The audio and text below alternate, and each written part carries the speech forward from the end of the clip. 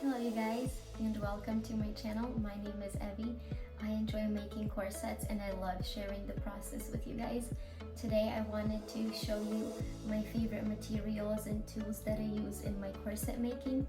I make corsets for my wonderful customers, and I also have PDF corset patterns in my Etsy shop where you can learn how to make a corset just like this. Let's get started.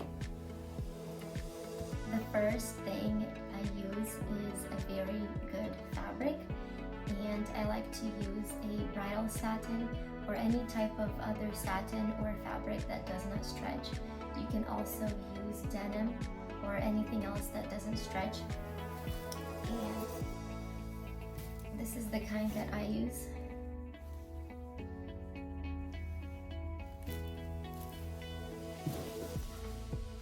The next item is interfacing. This is Pellon SF 101 interfacing. I like to get a large bolt of it on Amazon so it can last me a long time. And this is how it looks. And on the back of it, there are these little glue dots.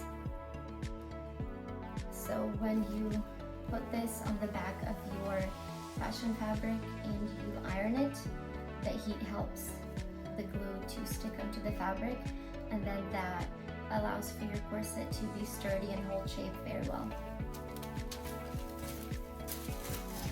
You can also use my pattern to make a sheer corset, and I can show you. This is called corset mesh or power mesh. It's very sturdy. It doesn't stretch.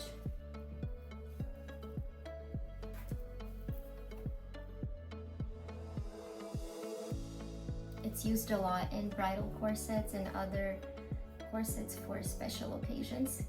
And I really like this one. I have it in different shades over here. And the only difference is that when we make a corset with a different fabric like satin or denim or anything else, in my lessons I show you guys how to also make a lining for it. And then with this one, there is no lining, it's sheer. You can also have like lace on top, and so for that I like to use this type of bone casing where we insert the boning or whalebone to have the corset hold its shape well.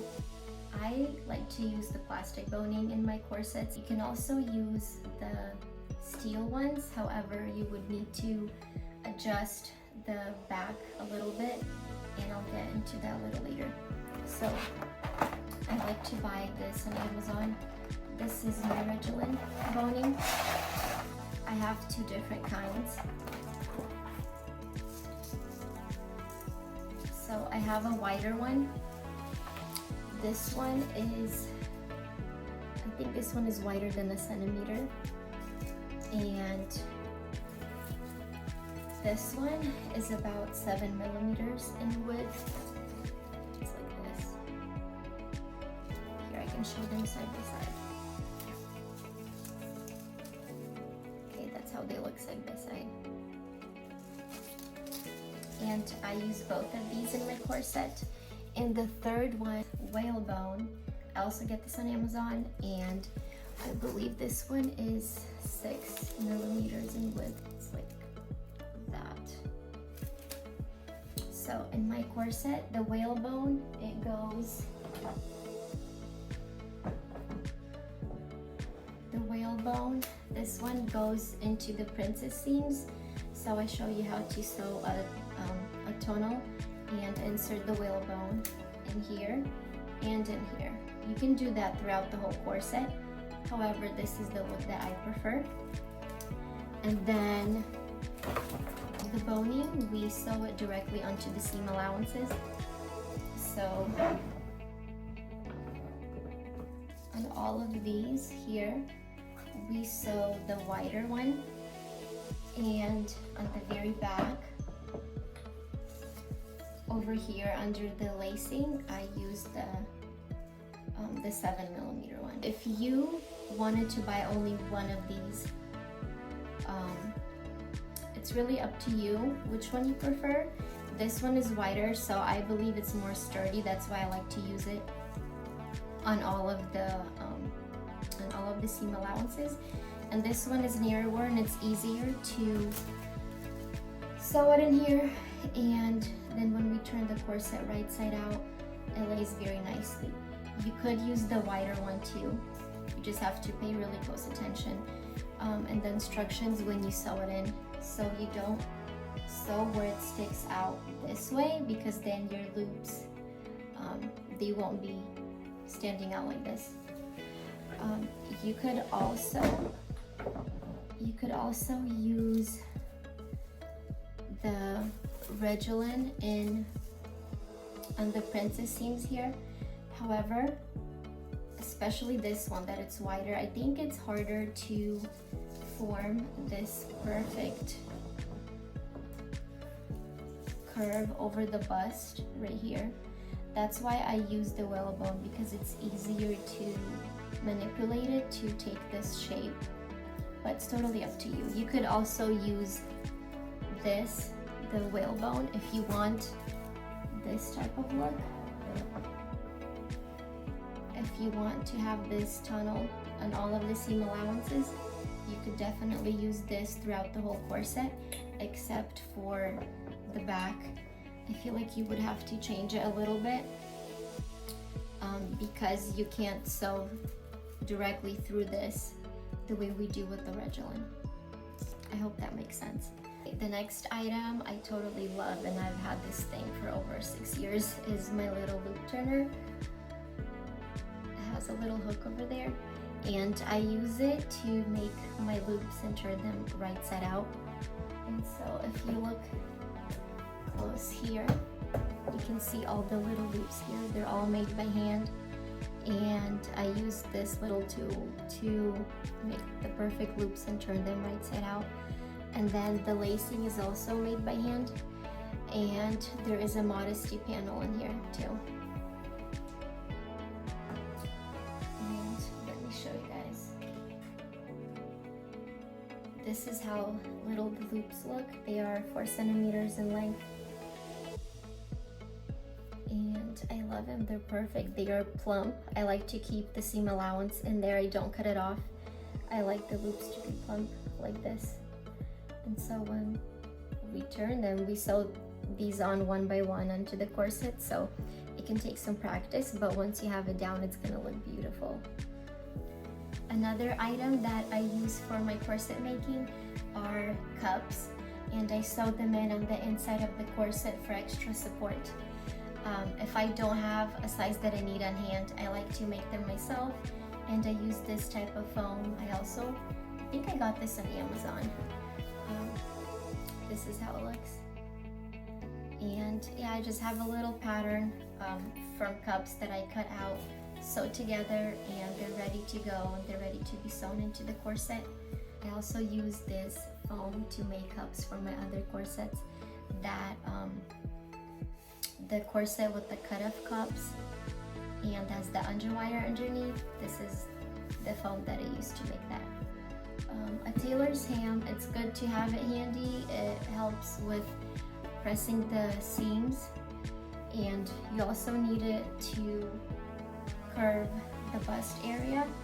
However, I prefer this one. I made it myself.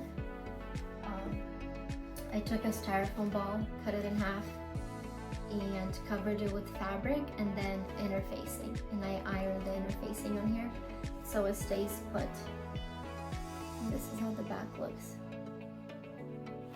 And I've had this for many years, and it holds shape very well. It doesn't like bend or anything. So this thing is perfect, and I think it's a must. It's a must-have for corset making, especially the forming the bust area.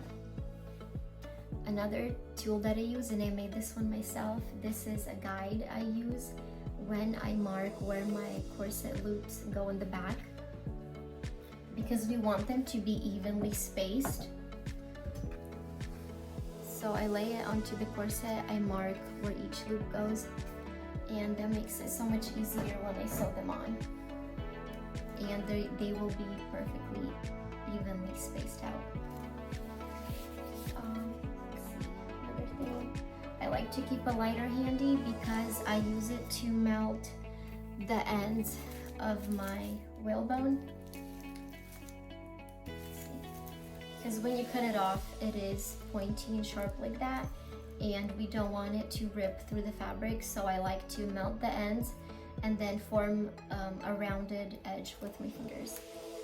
When I sew on the regolin, in the instructions I say that you guys can wrap the ends of this with tape. However, I have switched over to fabric instead. When I'm cutting out the corset, I like to cut these little squares from the fabric that I'm using. Just little squares like that. They don't have to be perfect in size. But yeah, I like to cut a lot of these. And then when I'm sewing the regolin on, I cover the end like this. And that helps the ends from fraying. You can also melt it with a lighter. I've seen people do that, but I haven't tried that myself. I prefer this method.